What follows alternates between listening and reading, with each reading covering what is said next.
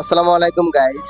আজকে আমি একটা ভিডিও নিয়ে এলাম। এই কেরালা যে কাম করি, ঠিক আছে, এই কেরালা যে কাম করি, কি কাম করি, এই যে কেরালার যে কুয়াগুলা যে আছে, কুয়াগুলা কিভাবে প্লাস্টার করা হয়, এই ভিডিওটা আপনারা খালি দেখেন। এই দেখেন, ফার্স্টে সিমেন্ট মারলাম, সিমেন্ট মারার পরে এখন লাস্টে কি করবো, সিমেন্ট টিমেন্ট ফার্স্টে মারার পরে মশলা মারবো, ঠিক আছে। এই যে সিমেন্ট মারতেছে, ঠিক আছে।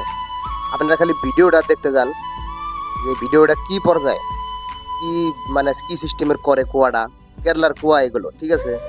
এই এখন ভিতরটা আগে প্লাস্টার করে নিব লাহে লাহে, ঠিক আছে। ভিতরটা প্লাস্টার করার পরে মানে কি বলবো, আর অনেক কষ্ট আর কি।